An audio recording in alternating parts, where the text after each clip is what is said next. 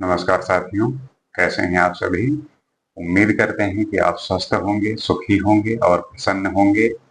जैसा इस गीता के महापर्व में हम आप शामिल होकर अपने विचारों का, अपने जो अष्टावक्र ने जनक को ज्ञान दिया है, ऐसा ज्ञान जो सांसारिक मोह माया से आपको मुक्ति दिलाकर, आपको ज्ञान के रास्ते पर, आपको वैराग्य के रास्ते पर पहुंचाता है, जहाँ पे आपके सारे बंधन, सारे दुख, सारे कष्ट समाप्त हो जाते हैं और जहाँ पे आपको एक नई ऊर्जा, एक नए आनंद की अनुभूति होती है। उसी में आज हम और जानने का प्रयास करते हैं और समझने का प्रयास करते हैं।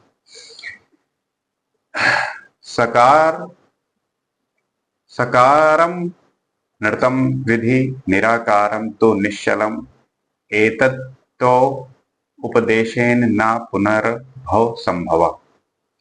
जिसका आकार है अर्थात नाम रूपात्मक है, जो उसे मिथ्या जान, जो न था न है न होगा, जो निराकार है, उसे निश्चल सदैव रहने वाला जान।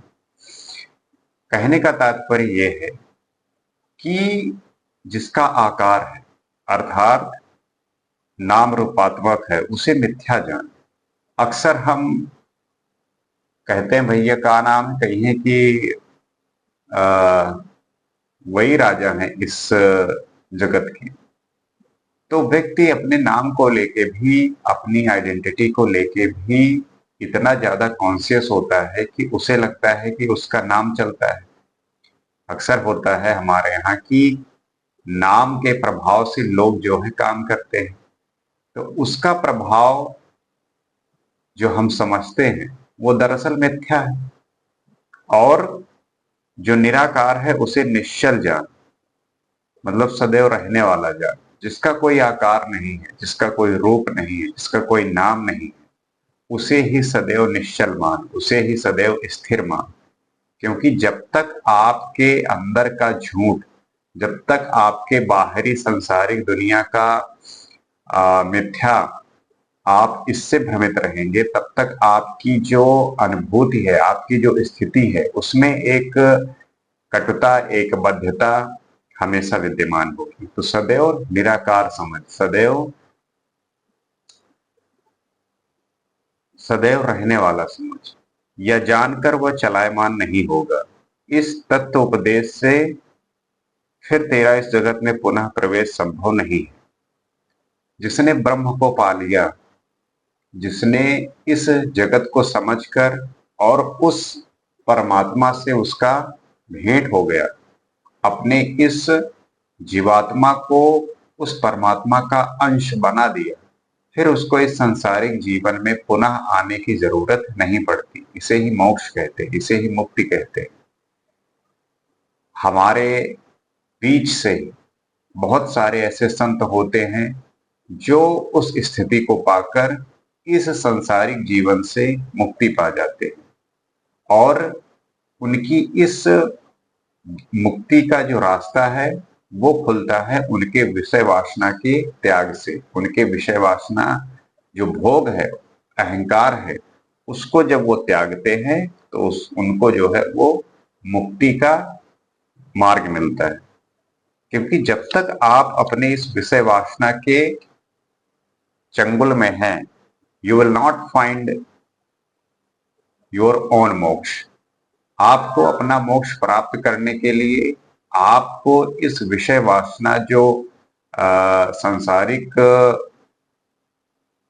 मोह माया जाल है, इसका त्याग सर्वप्रथम करना हो। यथे वादर्श मध्यस्थे रूपे अंता परितस्तुषा, तथे वाष्मी अक्षर शरीरे अंतः परितः परमेश्वरा। मतलब जिस प्रकार दर्पण में चेहरे का प्रतिबिंब आता है, जिस प्रकार दर्पण में चेहरे का प्रतिबिंब आता है, बाहर भी एवं भीतर भी उसी प्रकार वो परमात्मा सभी शरीरधारियों के शरीर के भीतर और बाहर स्थित है। ये जो परमात्मा है, अक्सर लोग पूछते हैं कि ये है कहाँ, ये विद्यमान कहाँ है। तो आपको एक मैं कहानी सुनाता हूँ। जब हिरण्याकश्यप ने प्रहलाद से पूछा कि तुम्हारे भगवान कहाँ हैं, तुम्हारे विष्णु कहाँ हैं, तो प्रहलाद ने कहा कि मेरे विष्णु हर जगह हैं, हर एक व्यक्ति के शरीर में है, हर एक निर्जीव सजीव वस्तु में है, इस महल में है, महल जो टिका हुआ है इन खंभों पर इसमें है। तो हिरण्याकश्यप ने कहा कि इस खंभे में तुम्हारे भगवान हैं। तो प्रहलाद का इतना अटूट विश्वास, और वो ये बात समझ गए थे कि ईश्वर सर्वज्ञ है, ईश्वर हर जगह व्याप्त है, तो वो कहीं भी हो सकता है। उसने कहा हाँ है, और उसके फलस्वरूप फिर अंत में जो है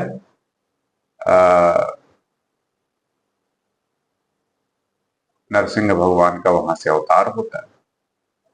तो ईश्वर हर जगह व्याप्त है, हर एक सजीव, हर एक निर्जीव वस्तु में। ये आपको जानना है कि आप कैसे इसको समझ पाते हैं, इसको कैसे जान पाते हैं। क्योंकि जब तक आप जानेंगे नहीं तब तक आपको यही महसूस होगा, क्योंकि आप जो है इस सांसारिक जगत में रहकर चीजों को महसूस किया है, चीजों को जाना है, और इस जान सांसारिक जीवन में जितना भी भौतिक है, जितना भी आपको दिख रहा है, ये मिथ्या है। और इसको जब तक आप इसी को समझते रहेंगे तब तक आप वो चीज महसूस नहीं कर सकते। तो आपको चाहे वो भीतर हो या बाहर की स्थिति, उस परमात्मा से सदैव एक जैसी होनी है, उसमें घुल जाना है, उसमें मिल जाना है। तो दर्पण रूपी प्रतिबिंब, जो चेहरे का प्रतिबिंब आता है बाहर भी एवं भीतर भी, उसी प्रकार एकम सर्वगतम व्योम बहिरंत यथा घटे नित्यम निरंतरम निरंतरम ब्रह्म सर्वभूत गणे तथा। जिस तरह सर्वव्यापक एकमात्र आकाश घट के बाहर भीतर विद्यमान है, उसी तरह वह ब्रह्मा भी हमेशा ही इस विश्व चराचर के बाहर तथा भीतर सर्वत्र व्याप्त है। इस संसार में ओत प्रोत है। वो सर्वज्ञ है, वो सर्व विद्यमान है, वो हर जगह प्रेजेंट है। हम इसी बात को लेके हमेशा भ्रमित रहते हैं कि ईश्वर कहीं है, कहीं बैठा हुआ है, कहीं स्वर्ग है, कहीं नरक है। हम मंदिर जाते हैं, हमें लगता है कि ईश्वर वहां पे है, उसका अपना एक स्थान है। But the things is not like that. You will have to find that the God is everywhere. God हर जगह विद्यमान है, सर्वज्ञ है। जब तक आप इस बात को समझकर और महसूस नहीं करते, तब तक आप इस मायावी रूपी संसार में इसी तरीके से भटकेंगे, इसी तरीके से दुख, कष्ट और परेशानियों को झेलते रहेंगे। आपकी जो ये आत्मा है, इसका परमात्मा से मिलन, इसका परमात्मा में घुल जाना, यही एक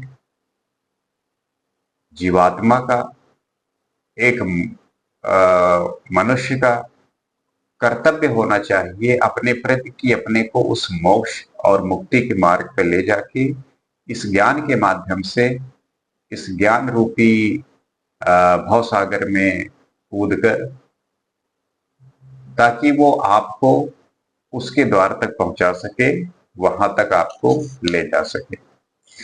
अब हम तो ये समझते हैं कि वो सर्वत्र व्याप्त है, हर जगह है। तो इस बात को हम जाने कैसे, इस बात को पहचाने कैसे? तो ये तो आपके अपने अनुभव से प्राप्त होगा, क्योंकि ये खुद की अपनी अपनी फीलिंग होती है, ये अपना एहसास होता है कि कोई व्यक्ति जो महसूस कर रहा है वो उसका अपना है, और ये किसी दूसरे के द्वारा नहीं थोपा जा सकता। ये तो खुद से होगा, ये खुद से जगेगा, ये खुद से आएगा। और जब आप खुद से अपने आप को उस प्रकार पाएंगे, तब आप उन परमात्मा को महसूस कर सकेंगे, उनको जान सकेंगे। अहो निरंजना शांतो बोधो अहम प्रकृते परा एतावंतम अहम कालम मोहे नैव विडंबिता। राजा जनक को अष्टावक्र का उपदेश सुनते ही आत्मज्ञान हो गया, और वो कहते हैं कि मैं निरंजन अर्थात सभी दोषों से परे हूं। जब आपको आत्मज्ञान होता है, जब आप ये जान लेते हैं कि मैं हूं कौन, तब सबसे पहले आपको ये महसूस होगा कि आप सभी दोषों से परे हैं। दोष कौन? जो आप अपनी गलतियों से, जो आप अपनी संकुचित मन के, अपने लघु मन के प्रभाव से, उसके जाल में फंसकर ऐसी चीजें करते हैं जो प्रकृति के लिए, तुम्हारे लिए, किसी के लिए भी अच्छा नहीं होता। इस एक दूसरे के मन की स्थिति की कामना करते हुए हम जो काम करते हैं, वही हमारे इसका जो है प्रमुख रुकावट होता है। और इस रुकावट से बचने के लिए हमें जरूरी है कि सबसे पहले दोष मुक्त हो। तो जब आपको आत्मज्ञान होता है, तो सबसे पहले आप सभी दोषों से परे हो जाते हो, शांत हो, आप शांत हो जाते हैं, इन पीस।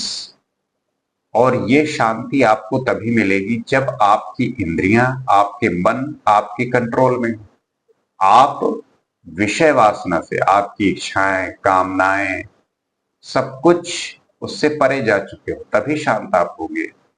लेकिन आपका क्या है कि एक गाड़ी खरीद ली है, अब दो चाहिए, दो हो गए तो कुछ घर चाहिए, घर होएगा तो कुछ और चाहिए।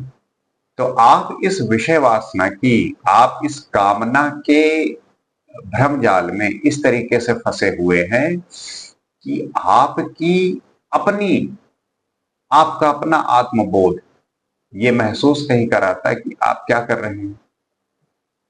तो आपको शांति कैसे मिलेगी?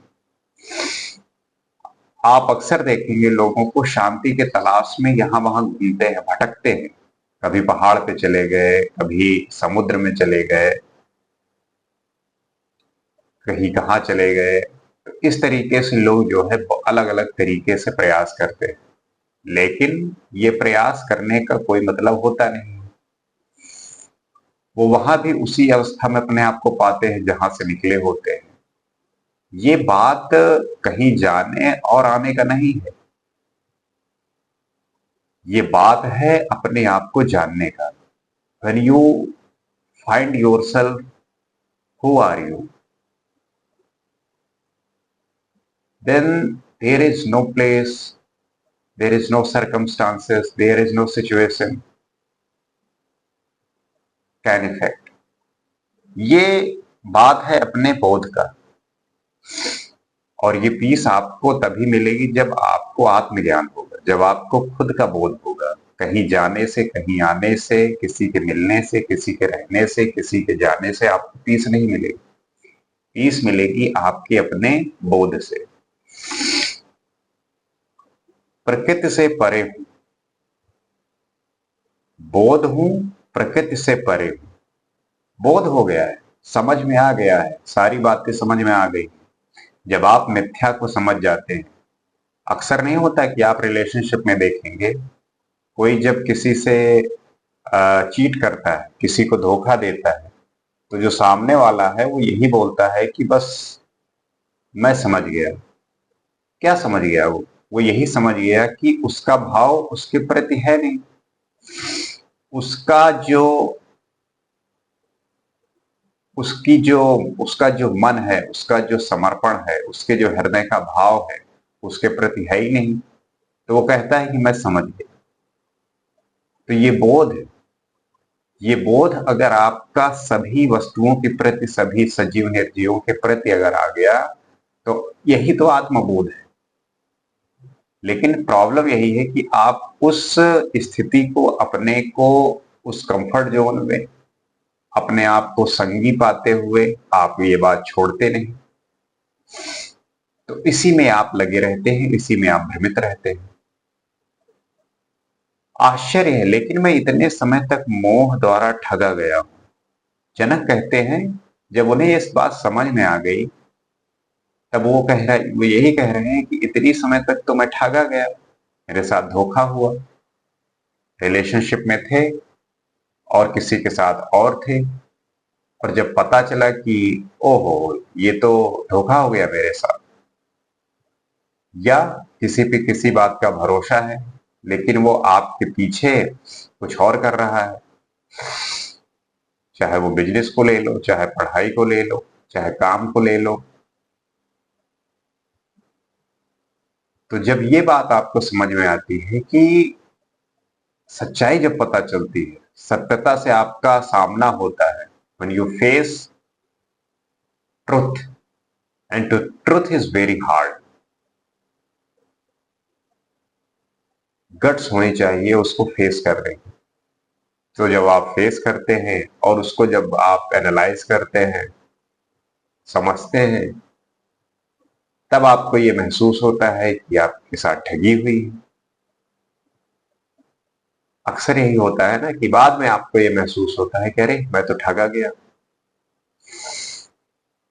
तो आप जितनी जल्द ही आप इसमें सजगता लाएंगे, आप इसमें बोध लाएंगे, तब आपको इस बात का एहसास नहीं होगा। क्योंकि जब तक आप आत्मबोध नहीं पहुंचेंगे, आप अपने आप को नहीं जानेंगे, तब तक आप इस संसारी रूपी जीवन में ठगे जा रहे होंगे।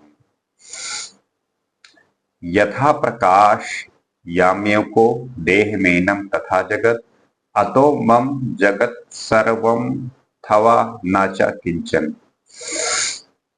जैसे मैं अकेला इस शरीर को प्रकाशित करता हूं, वैसे ही इस जगत को भी मैं प्रकाशित करता हूं। इसलिए या तो ये संपूर्ण संसार मेरा है, या फिर कुछ भी मेरा नहीं है, अर्थात ये शरीर भी नहीं। ये अकेला इस शरीर को प्रकाशित करता हूं, उसी प्रकार इस जगत को भी प्रकाशित करता हूं। जैसे मैंने आपको बताया कि जब आपका मिलन उस परमात्मा से हो जाता है, मतलब आत्मा और परमात्मा का जैसे ही कनेक्शन हुआ, तो जिस प्रकाश से आप प्रकाशित हैं, वही प्रकाश आपको ये महसूस होगा कि यही प्रकाश तो ब्रह्मांड का है, यही प्रकाश तो सदैव विद्यमान है। तो मैं जिस प्रकाश से प्रकाशित हूं, या मेरा जो प्रकाश है, इससे सारा ब्रह्मांड प्रकाशित है। ये फिर आप नहीं भी डिफ्रेंशिएट कर पाएंगे, क्योंकि वो एक हो गया। जब एक हो गया तो आप कैसे अलग करोगे? आप कैसे उसको डिफ्रेंशिएट करोगे? आपके पास ऐसी कोई विधि है जो आप अलग कर सके? भाई, आपने पानी में चीनी को घोल दिया, अब वो मिल गया है, अब उसमें दिख ही नहीं रहा है कि चीनी कहाँ है। उसी प्रकार जब हम उस परमात्मा से हमारा मिलन होता है, हमारी आत्मा उस परमात्मा के साथ प्रकाशित होती है, एक साथ होती है, तब ये नहीं समझ में आता कि परमात्मा हमें प्रकाशित कर रहा है, या हमारा प्रकाश हमारे प्रकाश से यह संसार प्रकाशित है। तो इसका जवाब, इसका बोध, इस आत्मा को शुद्ध करना, किसी का संगी नहीं होना, इन सब विकारों से परे जाकर जब जाते हैं आप, तभी आपको इसका बोध होता है, तभी आपको इस आत्म ज्ञान का दर्शन होता है। और जैसे ही दर्शन हुआ आप उस मुक्ति के रास्ते पर, आप ज्ञान के रास्ते पर होते हैं। यही हर एक जीव की, हर एक